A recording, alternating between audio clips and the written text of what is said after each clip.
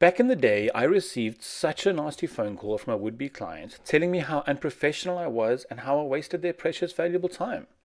Confused and trying to figure out exactly what was happening, it turned out that I had missed an in-person meeting to discuss the client's requirements. In my technical brain, I traced back the steps to understand how this happened, and true as nuts, I had missed it gloriously. Because on the day that we set up the meeting request, I was using my MacBook with IMAP email, the norm, and I saved the calendar invite on my computer calendar. Said computer became unavailable for about a week, and because of that, I never received my reminder about the meeting. Yes.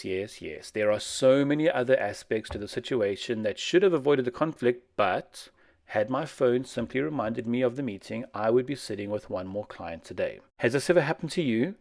Good.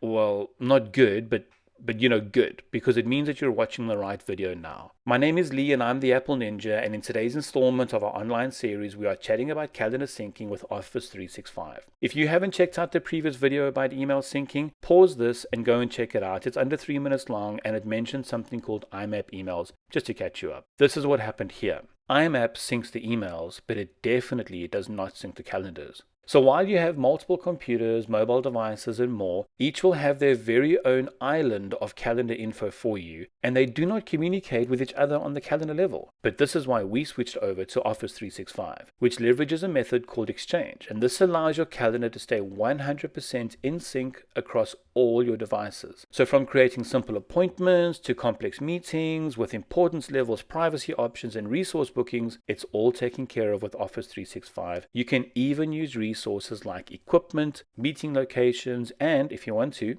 company vehicles. Think of a resource as a tangible item, something that can only be booked by a single meeting at a time. A projector for a board meeting would be a good example, as well as possibly the company vehicle. We set these resources up so that they can be either manually approved by a dedicated person, perhaps the office manager, if that person's got time for it, or simply automatically. So long as the request is within the allowed parameters, it will automatically accept. So it is physically impossible to double book a room, an iPad, a projector, or even the company vehicle. These resources can even go so far as to set limitations on the number of people in a meeting for, say, a meeting room that has limited size, or maybe different company vehicles that can accommodate different numbers of passengers. There is also the Teams option, which is phenomenal, but we'll be unpacking that very, very soon. If you have any other questions or requests regarding calendar synchronizing or Office 365 in general, drop them in the comments below and let's chat. Until you hear from me again,